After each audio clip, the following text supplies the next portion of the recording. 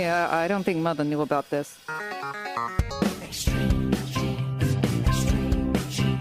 Uncle Marvin was strangled by his own beard.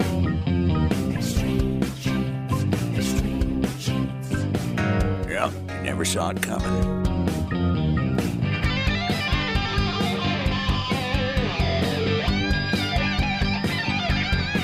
And welcome to America's Family History Show. It is Extreme Genes and ExtremeGenes.com. It is Fisher here, your radio root sleuth on the program where we shake your family tree and watch the nuts fall out. And this segment of our show is brought to you by LegacyTree.com and MyHeritage.com.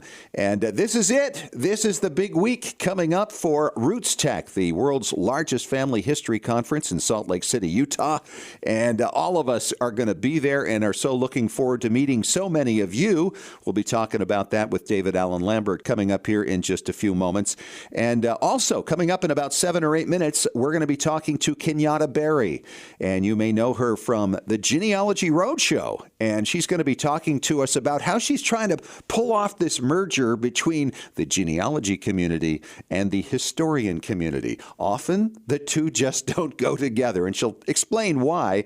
And I think you'll find it pretty engaging. She's also going to talk about a technique she's using in slave ancestry research that can apply not only to that, obviously, for you, but to any other type of research. Really interesting stuff coming up with Kenyatta Berry later on in the show. But right now, let's head out to Boston and talk to David Allen Lambert, the chief genealogist of the New England Historic Genealogical Society and AmericanAncestors.org. How are you, David? Oh, I'm doing wonderful. And I'll tell you, if I have to cram another ancestor into a suitcase to go out to RootsTech, I'm not going to be able to have to do it. It's going to be a lot of fun. And we're certainly looking forward to our Extreme Genes meet and greet. That's coming up Thursday from 2:30 to 3:30 and Saturday from 10:15 to 11:15 with you and myself and with Tom Perry, our preservation guy. And that's going to be at the Extreme Genes booth, which is 1325 on the floor. So that's going to be a lot of fun. I'm looking forward to it. And I'll tell you, it's going to be nice to meet some of the faces behind the listeners we've had out there over the past couple of years. And you got a little contest going with this thing, too. Lucky number 176 for our last episode. If you come and find me and do a selfie at the Extreme Genes meet and greet, I will have a ticket, and the 176th participant in that will get a free 1-hour consultation certificate for me, which is a $90 value from American Ancestors. Boy, I like the sound of that. Hey, and we've got good news, too, about extended hours. If you're a genie coming to Salt Lake City, Utah, the Family History Library is staying open late Tuesday through Saturday. Correct. It's giving you an extra hour, but as we've said before, the best genealogical discoveries are always on the last day and the last 15 minutes. That's true. I had that happen in England. I was sent off to some archive that they told me would contain something I was looking for, and I spent hours there, nothing, with like 10 minutes to go. I find this incredible 18th century book with signatures of my fourth great-grandfather in it, and what a scramble that was to try to get pictures of everything I needed before I hit the road, because it was the last day. And it's funny how very stressful genealogists get within the last half hour when the announcement at the Family History Library comes up with that we are now closing. People start to sweat rapidly, hands get clammy, it's terrible. And microfilm gets tossed around like you would think they were hot tamales. Oh, yeah. The volunteers head out. They've got the mops on the floor. It's terrible. I think in the past we've talked about Mr. Richard Overton, and if our listeners don't know, he is our oldest World War II veteran at the ripe old age of 110. Wow. Well, in his home in Austin, Texas, they're hoping that he can stay there, and there's actually a GoFundMe campaign, which is almost maxed out. They're looking to help him with a goal of $150,000, and so far $133,000 have been raised so he can stay in his home that he's been there for over 70 years. Incredible. Yeah, in fact, the family fears that if he had to leave, that he would pass. And it does occasionally happen. You've had familiar surroundings for all those many years. Sure. It is sometimes a shock to the system. So I hope we have Mr. Overton and many other World War II veterans for a very long time. This leads me to my next story, which is actually a touching one. It's about a World War II veteran's ring that was returned to the family after 73 years when he'd been serving in the South Pacific. And this high school ring belonged to Edward J. Dodds, The ring was discovered in Papua New Guinea in 2013. So the soldier obviously had it over there during the war. Right. And through research, they were able to track down Dodds' family. Dodds died in 1996, but his son Richard, age 52, has mentioned that his father joked about losing the ring because it was engraved with the wrong initials. Yeah, it had the wrong middle initial on it. I've seen a picture of it. Unbelievable. Another reunited story is a fabulous one. This comes from an antique store in Patchogue, New York, where Barbara Nelson of Central Islip, New York, bought a painting. And this painting turned out to be done by a man of his daughter, and she tracked down the family to give it to them. Yeah, it was actually the grandfather painted their mother. And yes, she tracked him down because she's also a genie. So she's a devoted genie and thrift store entrepreneur. I think that if somebody gave me $1 billion, I would spend 6 months out of the year going around trying to find these antiques. So a GoFundMe account set up for David's first billion will help you find your family relatives' artifacts any Very day nice. you like. I like that. Okay. The next story is about Matthew DaCosta, who is believed to be the first of African descent in Canada, arrived over 400 years ago in 1608, and they've just issued a postage stamp in honor of this man. And this, of course, for Black History Month. All right, my tip for all of our listeners this week is remember, don't forget to get the selfie. Number 176 at Fisher's booth at Extreme Genes, or drag me out of my booth 823 for any HGS. But remember to back up and print your smartphone photographs, or at least post them all online, because you have all these great memories, especially the ones that maybe you'll have at RootsTech or at a family reunion. You don't want to lose them if you drop your phone or lose your phone. So back up, print, and save. One more thing I want to toss out there: if you are not a member of NEHGS, American Ancestry has a special for you as an Extreme Genes listener. You can become a new member of NEHGS and save $20 by using the coupon checkout code EXTREME. All right. Very nice, David. Good to have you on. We'll see you in Salt Lake City, Utah next week. See you soon. All right. And coming up next, we're going to talk to a woman you are familiar with from Genealogy Road Show. Her name is Kenyatta Berry. She's going to be one of the keynote speakers at the upcoming RootsTech Conference in Salt Lake City, Utah. She's going to talk about a merger she's trying to negotiate between historians and why that might matter to you. That's coming up in 3 minutes on Extreme Genes, America's Family History Show.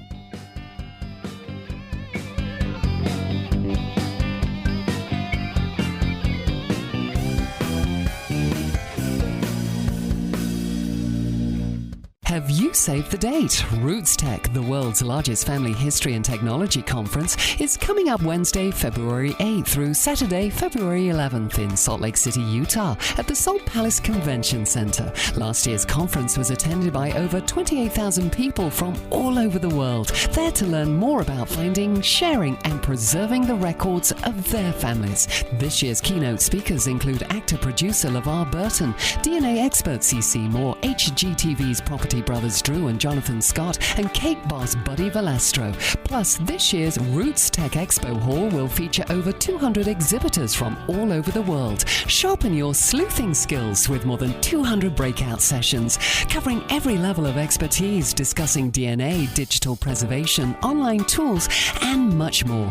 You're going to want to be part of RootsTech 2017. Sign up now at rootstech.org, hosted by Family Search International. Well, genies, my personal family history researcher who sends me new information day and night has sent me some incredible new records and newspaper stories lately. Hi, it's Fisher, and the name of that researcher, by the way, is myheritage.com. It's the hardest working service in genealogy, looking for records of your family 24 hours a day, 7 days a week. Yes, even while you're sleeping. How does it work? MyHeritage uses hundreds of algorithms to match your ancestors to over 5 billion records from around the world, and with 97% accuracy. That means no more wasting time figuring out whether or not a match really is a match. I hear from listeners all the time who are shocked with how much information is accurately found and then passed along. And now MyHeritage will translate your ancestors' names into English or any other language you like from foreign records. In fact, it works with over 40 languages. No one else does this. Whether you're a beginner or seasoned researcher, you need myheritage.com. Legacy Tree Genealogists is a proud sponsor of Extreme Genes. Based in Salt Lake City, Utah, near the world's largest family history library, we've been working with genealogists all over the globe since 2004 to track down records, find your ancestors, and the stories that bring your legacy to life. We also analyze DNA test results, help you join lineage societies, and find missing cousins or heirs to property. Legacy Tree is the recommended research partner of MyHeritage.com and is the world's highest client-rated genealogy firm. Call us toll-free at 1-800-818-1476. Call now or register online to get a free estimate. Learn from our free genealogy tips on our blog at legacytree.com/blog. Even experienced researchers can benefit from our proven and experienced staff of specialists who can bring new approaches to old problems. Legacy Tree Genealogists. We do the research. You enjoy the discoveries. legacytree.com.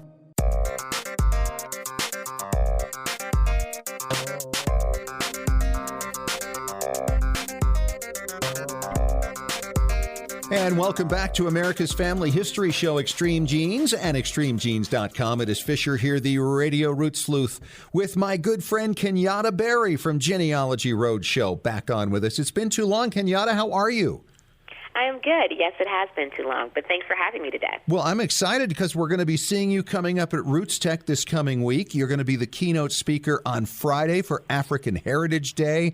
I can't wait to hear what you have to say because you always have something interesting to share with everybody. Well, thank you. Yes, I'm very excited to be a part of the first African Heritage Day at RootsTech. I've been going to the conference for a number of years, so I'm excited to be part of the keynote team on Friday morning. So I look forward to seeing you and a lot of your guests there, yes, for your listeners. It's going to be a good time. You know, I was very excited to talk to you a little bit beforehand about what we could get into today because you always have so much to offer, and I don't want to steal from your keynote address because I know there are a lot of gold nuggets you're going to hold just for that. But we were talking a little bit off air about genealogists and historians. And this is kind of a thing that you're starting to get involved in, trying to bring them together. Let's talk about that a little bit. It's one of my new things. I'm trying to bridge the gap between genealogy and historians. And here's the reason why. As a genealogist, it's not just about the names, the dates, the information you glean from a record, but you typically want to put it into some type of historical context. Right. So in doing so, you become somewhat of a student of history. At least that's what happened to me when I started doing genealogy, right? Sure. I wanted to learn more about what was going on at that time. And I began to realize that there were folks who were studying very specific areas of history that kind of impacted my view, or at least my understanding, I should say, on either slavery or migration, the migration of African Americans from the South to the North, or anything. And so I thought, well, why not go to those historians, learn what they learn, and then apply that to genealogy? Why not do that? Well, it makes perfect sense. But, it's interesting because there are certain cultures within the genealogist world and the historians world that sometimes they just don't come together, and they should.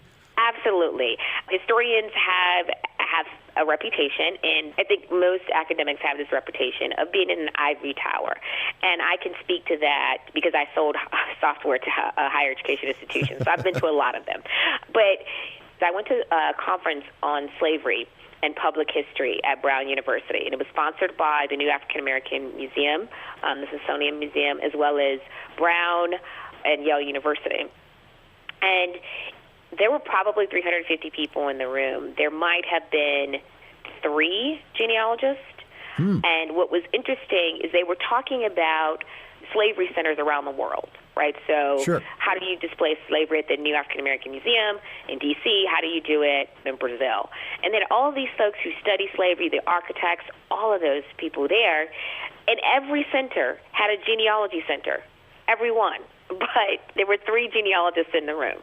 That doesn't make sense. It doesn't. It doesn't make sense. Yeah. It was astounding and amazing. And so I started off, and I introduced myself as a genealogist. Normally I don't do that, but I felt it was so important for them to know. What, are you slinking around in the back of the room going, I don't want to tell them who I am? Exactly. Usually that's what I do. Because I'm trying to get their information. I don't want them to kick me out or anything. Right. But, But I thought with this group, it's important. Sure. I'm at this conference. I've traveled coast to coast to go here on my own dime. And it set the tone a little bit for the conversation we had the next few days. Most people kept bringing up genealogy. Most historians kept bringing up genealogy. And to me, that made me realize there needs to be a conversation between the two communities. And the way we do that is by being involved in our local universities. Most universities have a history department. Most historians like to talk about their research, which means they have lunchtime lectures if you're retired and you have time, or they have programs in the evening. If it's some subject you're interested in, find the historian that studies that subject at your local university and even get in contact with them. I mean, I've done that for folks that study slavery around the country. Sure. And surprisingly, they email me back. Yeah. Well, the interesting thing about it is I think that's really the next level from a beginner in genealogy. I mean, I think it's a huge step where people can learn how to, get a document or a certificate and interpret what the information is on there and get it into their trees and charts and start extending back another generation. But when you start to put the flesh on the bones, it really comes from work like you're doing, the just setting the groundwork and getting an understanding of the times they lived in, the cultural norms of the time, and you can start to really understand some things you may start seeing in some of the records that you wouldn't have otherwise understood.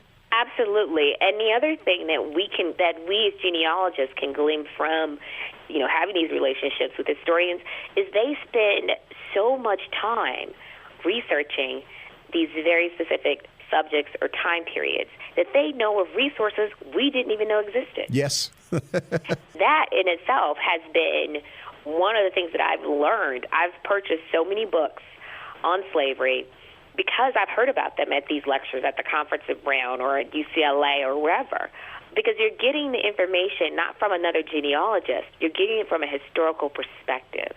And that's what makes it so different. But it really enhances your genealogy journey and experience, I think. Most of these historians that I've run into, they're not too into genealogy. And I think, like you mentioned, they kind of look down their nose a little bit at the whole thing as like, weekend warriors going out having fun for 6 months or a year and then moving on to something else. That is true. I felt that way, especially when I lived in Cambridge, when I was doing genealogy, right? I lived in between MIT and Harvard. Wow. So I definitely felt that. I did go to a lot of events at Harvard.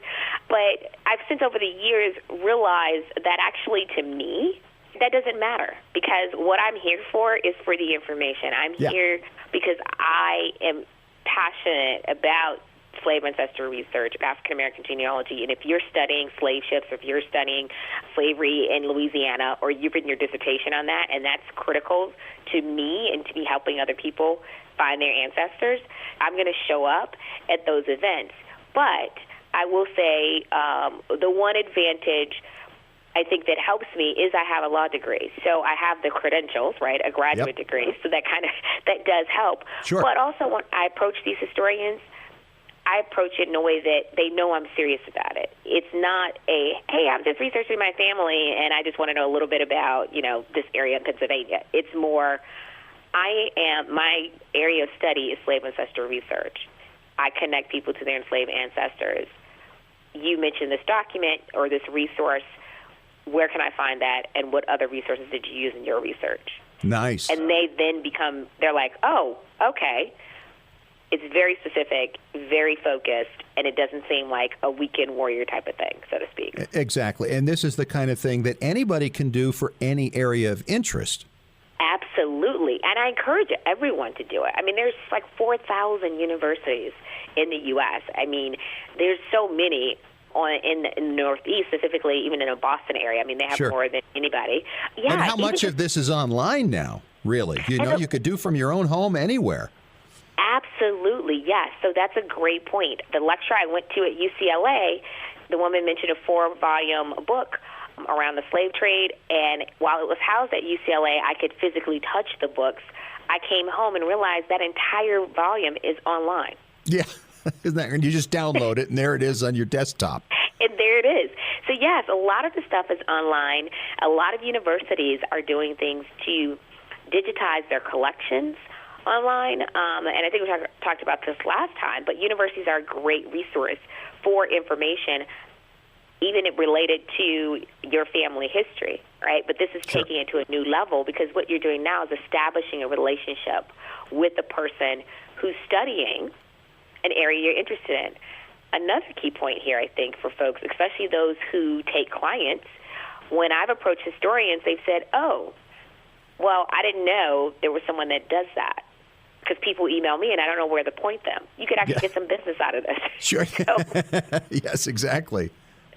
So it's a no-brainer in my book. Yeah, no question about it. So what other areas have you found that this has applied to in your research? I have found that this applies to, I would say probably slavery is one area, but it does also apply in the research that I do on migration patterns, right? Folks migrating, whether through the domestic slave trade or post-emancipation, migrating to the north, or the Great Migration, as they called it. Sure. It helps in communities a lot. So what is so interesting is there are folks that just will focus on a community in South Carolina or a community in Virginia. So, I found that it's been very enlightening, because they go to the resources that sometimes we don't know exist, or they're housed in a library somewhere that we didn't even know they were there, right? So, for example, diaries or journals that maybe a Southern white woman wrote about life on the plantation, right? Or they may find some narrative of a neighbor talking about the community. So I found that in those areas, specifically for my research, it's been very, very, very helpful. But it can be expanded to any area. Someone researching on Quakers, or someone researching on the Dutch in a certain area. I mean, again, historians are laser focused, right? Whereas when you're doing genealogy, we're laser focused on our family or our client's family. We're led to wherever we're going to go, right? I mean, we don't choose that. It's already chosen for us. That's true. I'm talking to Kenyatta Berry from Genealogy Road Show. She's going to be one of the keynote speakers at the upcoming RootsTech Conference in Salt Lake City, Utah. Can you stick around for another segment, Kenyatta? Sure. All right, we'll get to that coming up in 5 minutes on Extreme Genes, America's Family History Show. This segment's been brought to you by Roots Magic.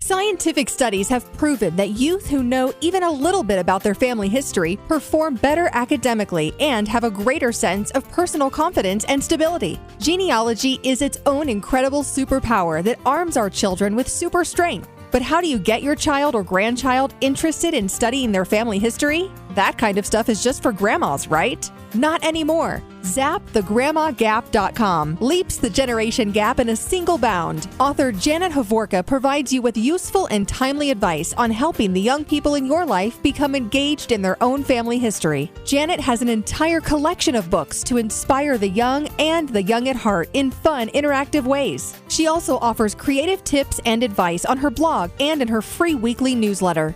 Stop by ZapTheGrandmaGap.com today to sign up for Janet's free email newsletter with 52 weeks of easy tips, free downloads, and order your set of resource books and workbooks.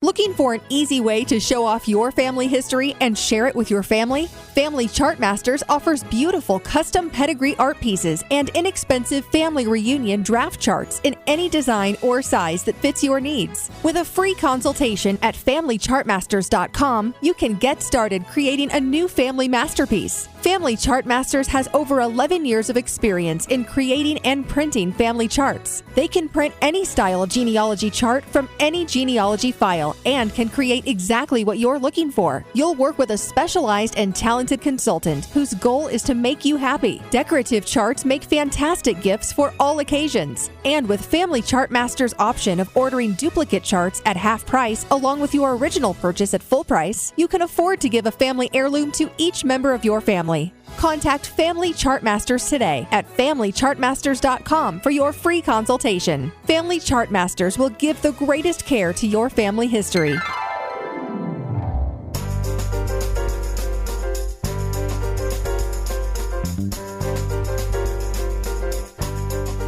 Hey, we're back at it on America's Family History Show, Extreme Genes and ExtremeGenes.com.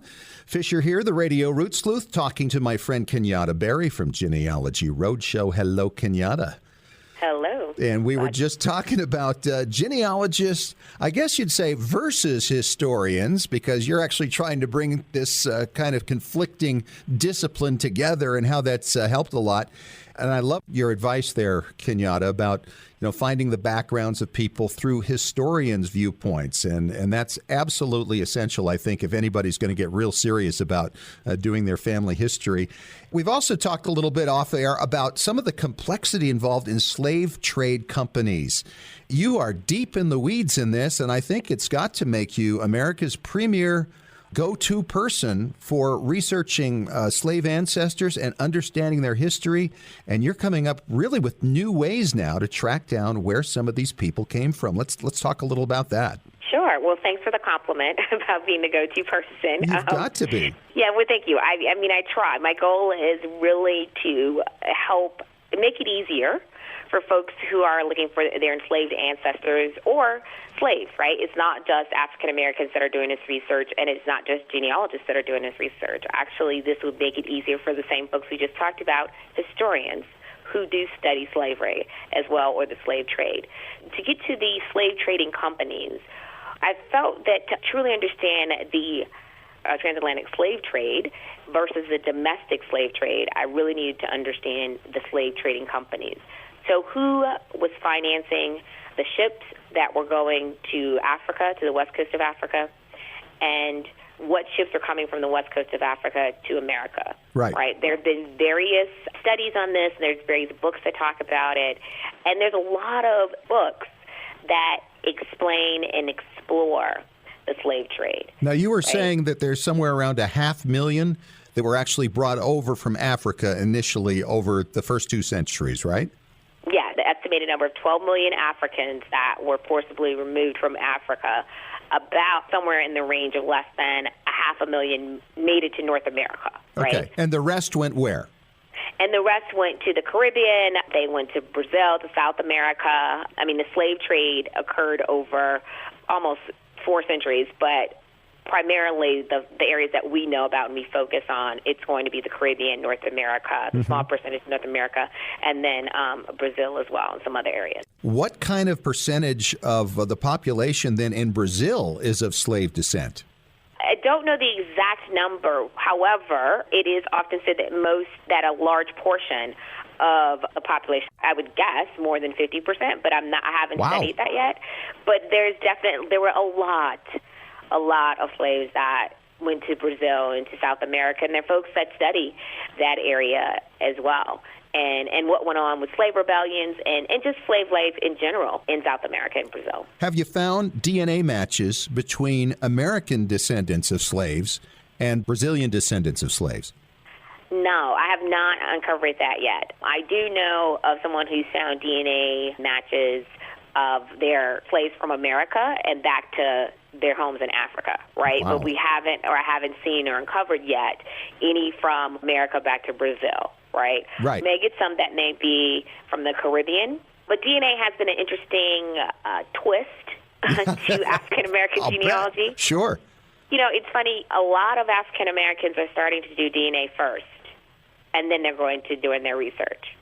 I want to get my DNA done. It's the most common thing I get, right? Mm-hmm. And because I've done segments on DNA, that's the one thing I get the most emails about. But I think people realize once they find that information, the results, what do they tell them? What does it really mean to know that you're from your ancestors or your DNA is from Ghana or, Southeastern Bantu or Nigeria? What does that really, yeah. Yeah. What does that really mean to you? Right? And once you find that information, if the stories we've heard, right, I think throughout history around the Atlantic slave trade is most of the slaves came from the west coast of Africa. Sure. That's what we hear all the time. Right, all the time. But, if, for example, I'm 17% Southeastern Bantu. I've had my maternal DNA done, and it says that my maternal line is East African. So what does that really mean? Yeah, right? And how many of the East Africans made it? There was some, if they were forcibly removed, they may have gone through or been marched or led to the coast, right? Somewhere. That's a thought, sure. Yeah, but that kind of prompted me to say, well, I need to really understand more about the slave trading companies.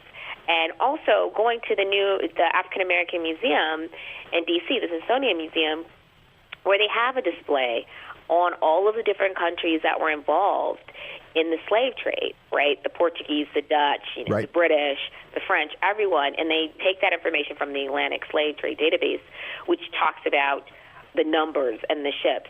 They're not going to have names, obviously, of the folks that they were enslaving on there. But if you understand who was most active in which area, right? So if someone's more active in Brazil versus the Caribbean versus the colonies, you can narrow it down, especially with the 500,000 number, and say, I know these 5 companies were very active in these ports, and this is how many ships they had come through. Wow. So if that's the case, then you can really you can kind of take it from that area and then branch out. And this is where that connection we talked about before between genealogists and historians comes into play. Because now I'm getting really focused on slave trading in Virginia. So I'm going to want to know who was coming into Newport or whatever the ports were they were coming into. That I'm going to need to know what documents are available, right? Sure. Because there are documents available. Yeah, but you're narrowing it down. You know what I'm getting excited about is I'm listening to this, Kenyatta, between DNA and all this material you're putting together about, okay, the DNA tells me I'm from here, which companies worked out of here. I mean, ultimately, there's going to be this big ball of information that suddenly all comes together in a way that people are going to be able to discover things that they have never considered before. Absolutely. Absolutely. And the way that I approach genealogy and I approach these things is because I don't look at it, I come from a business and a law background. So I look at it from that perspective. Yeah. What's very interesting is the books that I mentioned, that I found online. When I went to look for them on the campus of UCLA, they were in the business library because they focused on the economics of the slave trade. Wow. So that in itself is so different, right? Like, who would ever think to go to the business library to look at something related to slavery? But that gives it a different perspective. And by doing this and by understanding that, imagine if you could get as far back and you say, for example, the oldest person I think in my tree was born in 1790, right, in Virginia. If I know that area and I know who was involved in that area, then those documents lead me to other folks. Another key piece of this is it's understanding the slave traders, who are taking slaves from Africa, going back and forth to North America, but also then, once they got on land, understanding who were the slave auctioneers or local slave traders in that area. Yes, and where did they send the people to? And where did they send the people? And it's fascinating when you get into the weeds. There's documentation around how certain areas preferred slaves from certain parts of Africa. Interesting. And that is so interesting because then that links you back to DNA, right? So it's somewhat complex, but then it's also, in my mind, somewhat simple and logical. It's totally logical, and it really applies to anybody. Europeans can do the same kind of searching in the history of Norway or something. I mean, absolutely. Yeah. Kenyatta, I can't believe we're out of time already, but I am so looking forward to seeing you next week at RootsTech. I know you're going to give a fantastic keynote, and thank you so much for coming on. Well, thank you for having me. It's been really fun. And this segment of our show has been brought to you by LegacyTree.com. And coming up next, we'll talk preservation with Tom Perry from TMCPlace.com on Extreme Genes, America's Family History Show.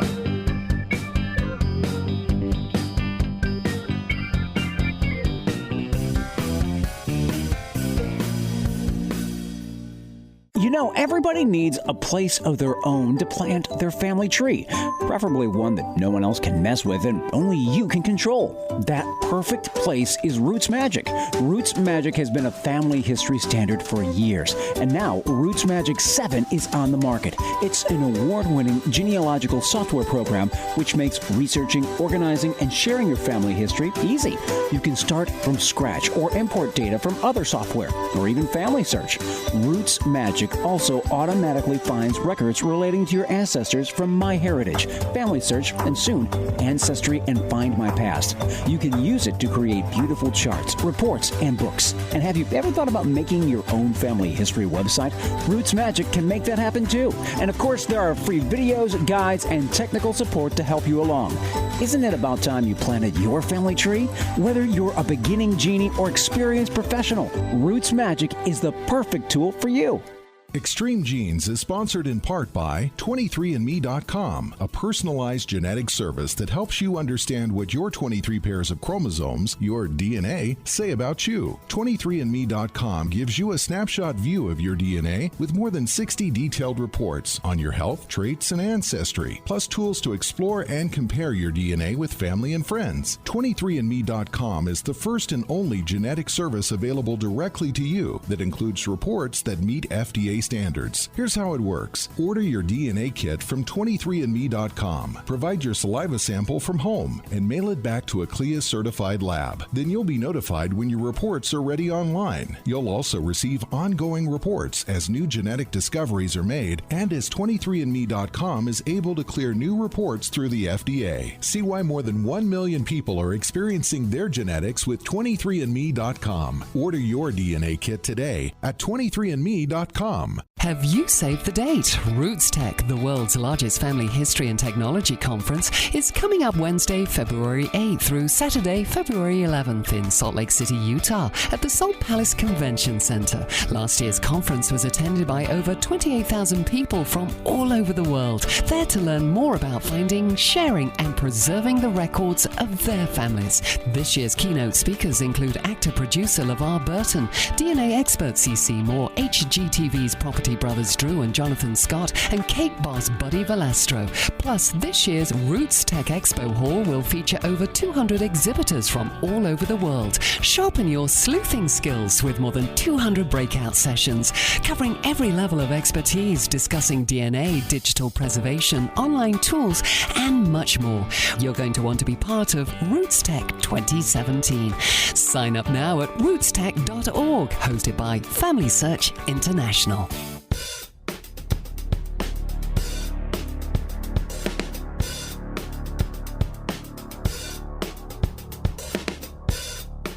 And welcome back. It is Extreme Genes, America's family history show, and extremegenes.com. Fisher here with Tom Perry from tmcplace.com. He is our preservation authority, and this segment is brought to you by familysearch.org, the folks who bring to you Roots Tech. We're just a week away, Tom. Can't believe it. Looking forward to that and seeing you there, and of course doing our meet and greet, which once again is Thursday from 2:30 to 3:30 at booth 1325, and Saturday from 10:15 in the morning till 11:15 in the morning.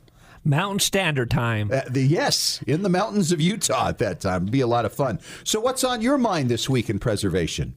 Well, a lot about preservation. At RootsTech, we're going to be announcing the preservation tour where we want to go across the country, especially a place like Tornado Alley, and do preservation versus restoration. And that falls right into what we're talking about at RootsTech.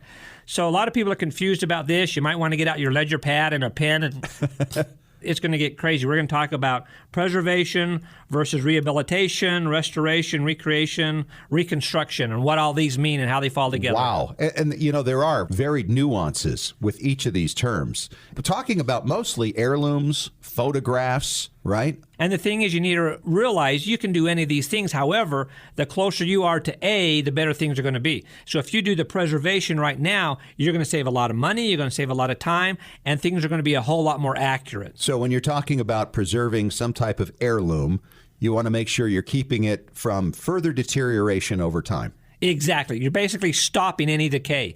So Okay. whether it's a photograph, a slide, home movies, videotapes, anything like this, you want to go ahead and preserve them, then wait 10 years and have to be able to go into one of these other things because there's damage now. Okay, those other things. Now, you just mentioned restoration. What does that mean specifically? My dad would take things and write down dates on them to kind of keep a chronology of them so we know, oh, yeah, this happened in 67 or 75 or You mean whatever. on a photograph? Exactly.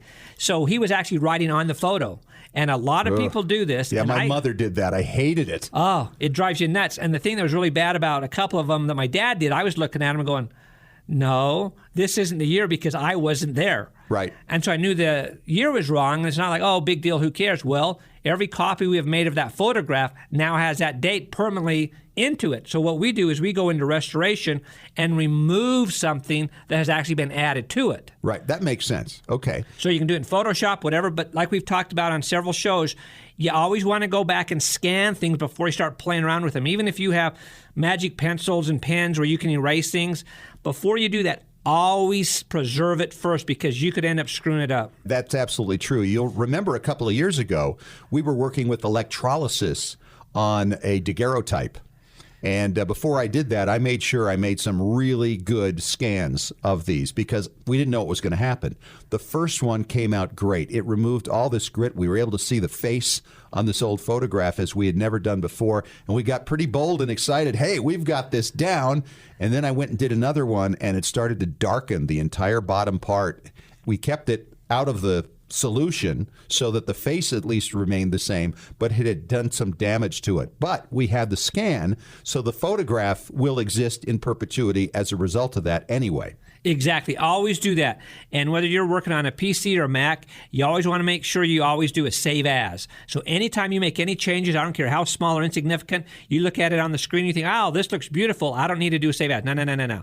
Always do a save as and never destroy the first one until you have really searched the second one, because there might be something that you mixed. There could be a hair in it. There could be anything in the second version that you didn't see. And if you kept that and erased your first one, you're going to have a lot more work to do. That applies to even writing. If you're doing a history and you're making a few changes, save as. I had like 40 different versions of my mother's history as I was working on it. All right, we're going to take a break here, Tom, and when we come back, we're going to talk about some of these other terms that you can apply to preservation, including rehabilitation, recreation. How does this all work? You'll find out in 3 minutes on Extreme Genes, America's Family History Show.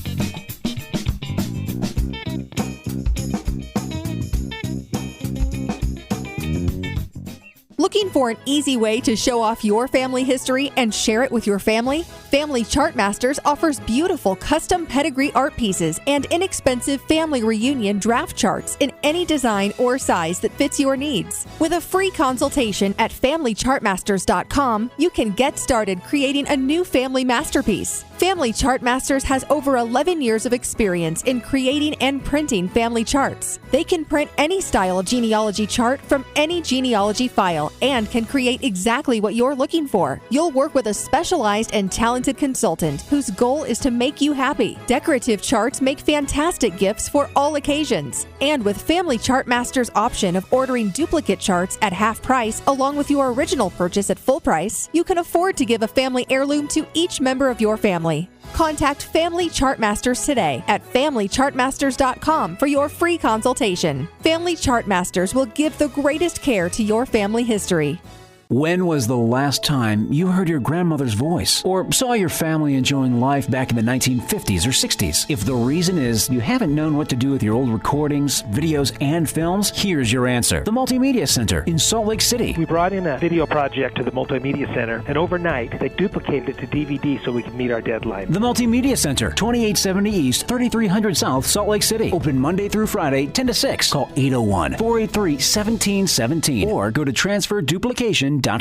Extreme Genes is sponsored in part by 23andme.com, a personalized genetic service that helps you understand what your 23 pairs of chromosomes, your DNA, say about you. 23andme.com gives you a snapshot view of your DNA with more than 60 detailed reports on your health, traits, and ancestry, plus tools to explore and compare your DNA with family and friends. 23andme.com is the first and only genetic service available directly to you that includes reports that meet FDA standards. Here's how it works. Order your DNA kit from 23andme.com. Provide your saliva sample from home and mail it back to a CLIA-certified lab. Then you'll be notified when your reports are ready online. You'll also receive ongoing reports as new genetic discoveries are made and as 23andme.com is able to clear new reports through the FDA. See why more than 1 million people are experiencing their genetics with 23andme.com. Order your DNA kit today at 23andme.com 23andme.com. Genies, it's Fisher with exciting news. The Weekly Genie, the official newsletter of Extreme Genes, is here. It's your Monday morning briefing on what's happening in the world of genealogy and family history and on Extreme Genes. Get all the details of jaw-dropping stories of discovery and keep up with the latest techniques in family history research. Get to know more about your favorite Extreme Genes personalities. And it's free. Sign up for the Weekly Genie now at extremegenes.com or the Extreme Genes Facebook page. And when you do, you'll receive David Allen Lambert's top 10 tips for beginning genealogists from the chief genealogist of the New England Historic Genealogical Society. Sign up today for the Weekly Genie.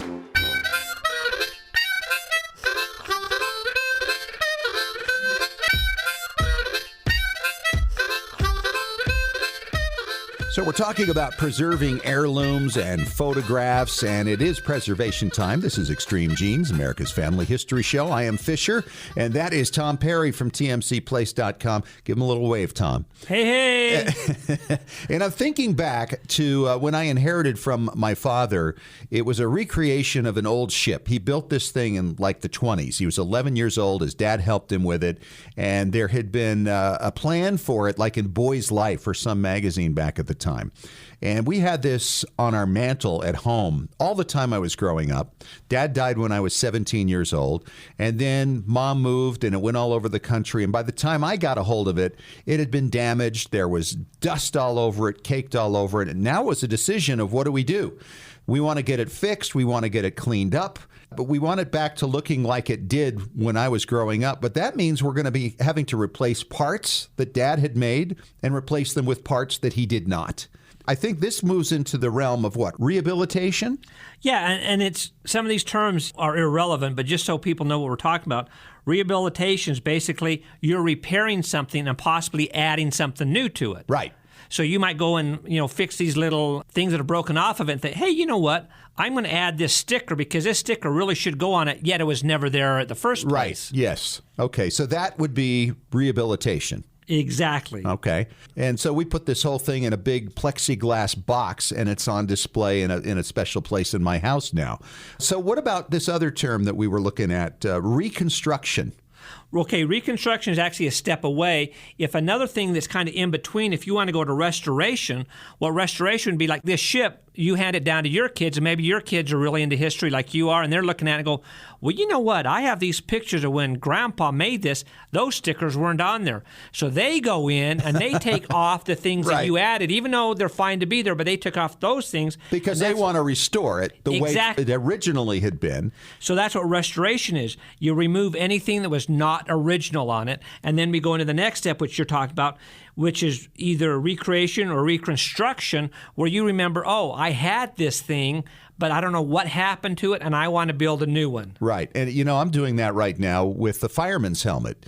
My great-grandfather, I never had his helmet, but I found one just like it. And I bought it, and it's a 19th century, I think it's called a Cairns and Brothers helmet. And we're going to actually recreate the fireman's badge that sat on the top of the helmet. Oh, yeah. Out of leather. Oh, and see, that's cool. If you have an old heirloom that you remember, but you don't know what happened to it, or maybe Aunt Bessie got it and you really want it and Aunt Bessie won't depart with it, you can go on eBay, you can go on Amazon, different places like this, and search for things. And like the helmet, it might not be his helmet, but it's close enough.